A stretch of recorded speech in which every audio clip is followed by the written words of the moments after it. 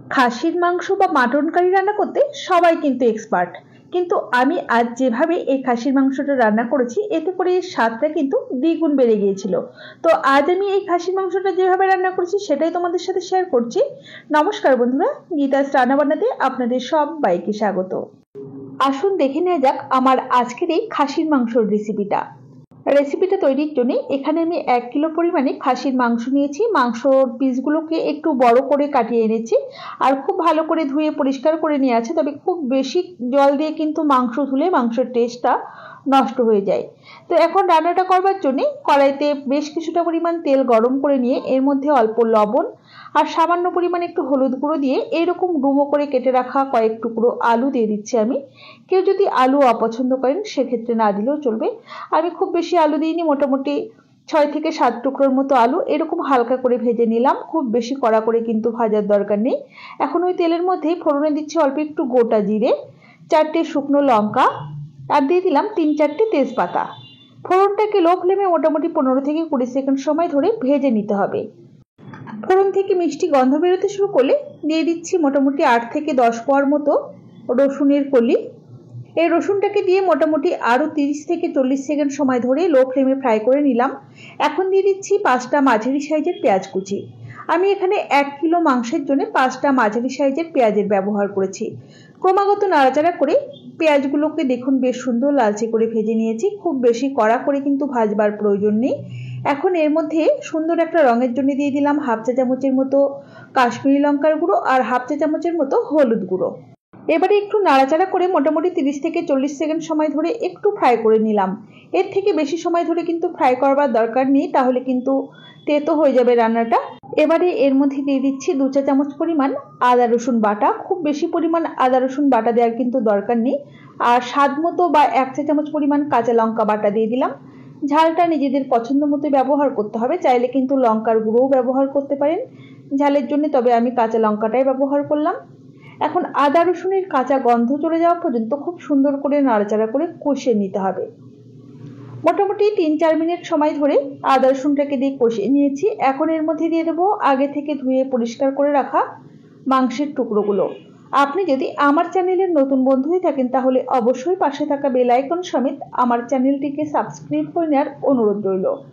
মাংস দিয়ে মোটামুটি হাই ফ্লেমেই 3 থেকে 4 মিনিট সময় ধরে নাড়াচাড়া করে নিতে হবে। মাংসের সাথে মশলাটা খুব ভালোভাবে মিশে যাওয়ার পর গ্যাসের ফ্লেমটা মিডিয়ামে রেখে ঢাকা দিয়ে মোটামুটি 5 থেকে 7 মিনিট সময় ধরে রান্না করে নিচ্ছি। মাংসে যে আমি রসুনটা ফোড়ন দিয়েছি, এই রসুনটা ফোড়নে কিন্তু অবশ্যই দেবেন, এতে কিন্তু স্বাদটা দুর্দান্ত আসবে। এবারে ঢাকাটাকে ওপেন করে একটু নাড়াচাড়া করে নিচ্ছি। মোটামুটি টোটাল 10 মিনিটের মতো সময় ধরে রান্না করা হয়ে গেছে। এখন এর মধ্যে দিয়ে দেব 1 চা চামচ পরিমাণ জিরে গুঁড়ো আর 2 চা চামচ পরিমাণ ধনে গুঁড়ো। জিরে গুঁড়োর চেয়ে ধনে গুঁড়োর পরিমাণটা অবশ্যই একটু বেশিই দিতে হবে। দিয়ে দিচ্ছি স্বাদ মতো লবণ। এতক্ষণ কিন্তু লবণ দিইনি মাংসতে, এখন স্বাদ মতো লবণটা একবারে অ্যাড করে দিলাম। এখন খুব ভালোভাবে একটু নাড়াচাড়া করে মিশিয়ে নিয়ে গ্যাসের ফ্লেমটা কমিয়ে রেখে মোটামুটি আরও 10 থেকে 15 মিনিট সময় ধরে কষিয়ে নেব। গ্যাসের ফ্লেম কিন্তু একদম মিডিয়াম টু লোতে রাখতে হবে আর মাঝে মাঝে ঢাকা খুলে নাড়িয়ে দিতে হবে। এভাবেই আমি ঢাকা খুলে আর ঢাকা দিয়ে মোটামুটি আরও 15 মিনিট সময় ধরে কষিয়ে নিয়েছি। দেখুন মাংসটা কিন্তু বেশ সুন্দর কষিয়ে নেওয়া হয়ে গেছে আর মাংস থেকে তেল ছেড়ে গেছে, মাংসের ভিতরে কিন্তু একটুও জলো ভাব নেই। এখন আমি এর মধ্যে দিয়ে দিচ্ছি বেশ কিছুটা পরিমাণ গরম জল। অবশ্য করেই গরম জলেরই ব্যবহার করবেন, না হলে কিন্তু মাংসটা শক্ত হয়ে যাবে। আমার যেহেতু এখানে মাংসটা একটু বড় করে কেটে নেওয়া আছে সেই জন্য জলের পরিমাণটা একটু বেশি দিয়েছি। এবারে একটু নাড়াচাড়া করে নিলাম আর ঢাকা দিয়ে মিডিয়াম টু লো ফ্লেমে মোটামুটি মিনিট 10 সময় ধরে রান্না করব। আপনারা চাইলে কিন্তু প্রেসার কুকারে দিয়ে সিটি মেরেও রান্নাটা করে নিতে পারেন। মোটামুটি 10 মিনিট রান্না করে নিয়েছি। এখন ঢাকাটাকে ওপেন করেছি, দেখুন ঝোলটা কিন্তু আগের থেকে অনেকটাই কমে গেছে। এখন আমি ভেজে রাখা আলুগুলো দিয়ে দিলাম আর মাংস আমাদের এই সময়তে 95% মতো সেদ্ধ কিন্তু হয়ে গেছে। এই পর্যায়ে আলুটা যোগ করে আবারও ঢাকা দিয়ে মোটামুটি আরও মিনিট 10 সময় ধরে রান্না করে নিচ্ছি। এখন ঢাকাটাকে ওপেন করলাম, দেখুন ঝোলটা কিন্তু একদমই কমে গেছে। এটা কিন্তু ঠান্ডা হওয়ার পর আরও ঘন হয়ে যাবে। আর মাংসও কিন্তু আমি চেক করে নিয়েছিলাম, বেশ সুন্দর সেদ্ধ হয়ে গেছে, ঝোলটাও ঘন হয়ে গেছে। এখন আমি এর মধ্যে অল্প পরিমাণ একটুখানি শাহি গরম মশলা গুঁড়ো দেবো আর কোনো মশলাই কিন্তু এর মধ্যে দেবো না। এবার একটু নাড়াচাড়া করে নিয়ে গ্যাসের ফ্লেমটা বন্ধ করে কিছুক্ষণ স্ট্যান্ডিং টাইমে রেখে তারপর পরিবেশন করে দেব। আমার এই খাসির মাংসর রেসিপিটা আপনাদের কেমন লেগেছে অবশ্যই আমাকে কমেন্ট বক্সে কমেন্ট করে জানাতে ভুলবেন না যেন।